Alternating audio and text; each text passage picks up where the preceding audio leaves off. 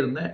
அதை பேஸ் பண்ணி இன்னைக்கு நிறைய விஷயம் வந்து நடத்தி இருக்கிறாங்க. பட் இன்னும் இதுவரைக்கும் குற்றவாளியை கண்டுபிடிக்கலன்னு தான் ஒரு வருத்தமா இருக்க தவிர, ஏன்னா இன்னைக்கு பிடிப்பாங்க நாளைக்கு பிடிப்பாங்க அப்படின்னு நம்ம எல்லாருமே ஏங்கிட்டு இருக்கிறோம். நான் போன வீடியோவிலும் சொல்லியிருந்தேன், கிட்டத்தட்ட குற்றவாளியை நெருங்கிட்டாங்க, ஒரு டீம் போயிருக்கு, ஆந்திராவுக்கு ஒரு டீம் போயிருக்கு, குற்றவாளிங்க நாங்கள் கிட்டத்தட்ட நெருங்கிட்டோம் அப்படின்னு சொல்லிட்டு காவல் அதிகாரிகள் நிறைய விஷயங்கள் சொல்லியிருந்தாங்க. இதை பேஸ் பண்ணி நான் ஒரு வீடியோ போட்டிருந்தேன். பட் இன்ன தேதிக்கு வரைக்கும் ஒரு குற்றவாளியும் இது வரைக்கும் ஐடென்டிஃபை பண்ண முடியல. கிட்டத்தட்ட 2 மாதம் ஆக போகுது. அங்கே அந்த பல்லடத்தில் நடந்த இந்த சம்பவத்தின் சார்பாக இன்னும் ஒரு குற்றவாளியும் கைது செய்யப்படலை. பட் எனிவே, இதுக்கு மேலேயாவது அந்த பல்லடத்தில் வசிக்கக்கூடிய மக்கள், எஸ்பெஷலியும் சேமலை கவுண்டபாளையத்தில் வசிக்கக்கூடிய மக்கள் கிட்டத்தட்ட 7000 பேர் அந்த கிராமத்தில் வசிச்சுட்டு வராங்க.